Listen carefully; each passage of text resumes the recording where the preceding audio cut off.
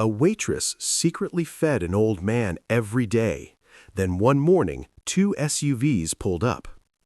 In the quiet hours before sunrise, when Main Street was still wrapped in silence and dew clung to the window panes of Maggie's diner, Emma wiped down the counter with tired hands.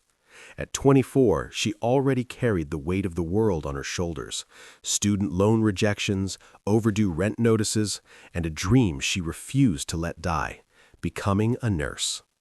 Maggie's diner wasn't much, just red vinyl booths, chipped coffee mugs, and the smell of bacon grease that never quite left the air. But to Emma, it was everything. It paid the bills, barely, and every morning at precisely 7:15 a.m., he'd walk in.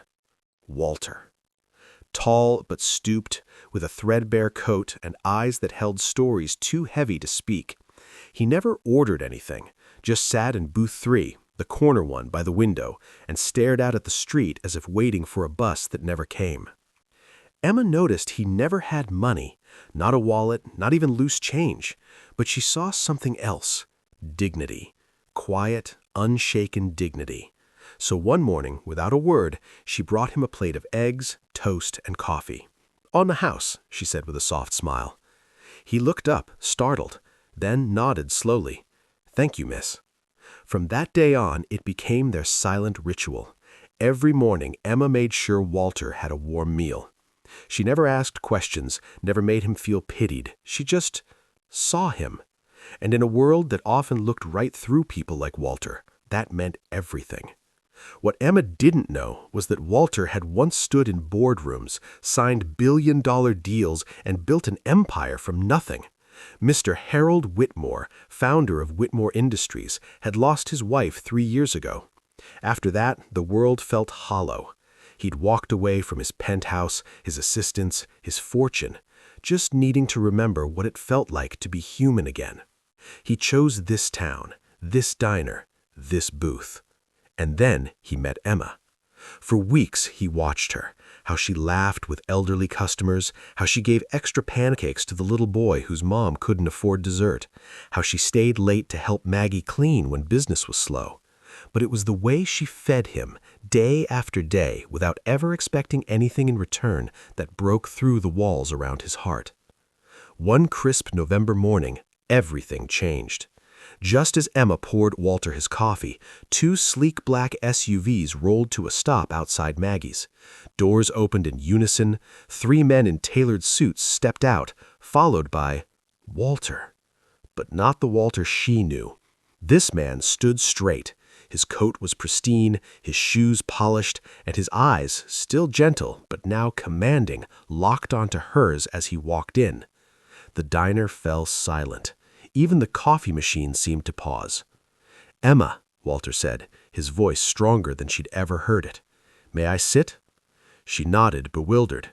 He turned to the room. "Everyone, please, this won't take long." Then he turned back to her.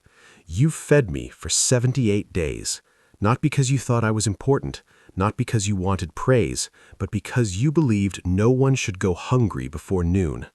A lump formed in Emma's throat. Walter reached into his coat and handed her a sealed envelope. "This is for you. It covers your student loans, your nursing school tuition for the next 4 years, your rent for the next 2, and enough to keep Maggie's diner open through the winter. Times have been hard, but not anymore." Emma trembled, tears spilling over. I can't accept this." "You already did," he said gently. "The day you chose kindness over convenience. The day you saw a stranger and treated him like family." He leaned closer.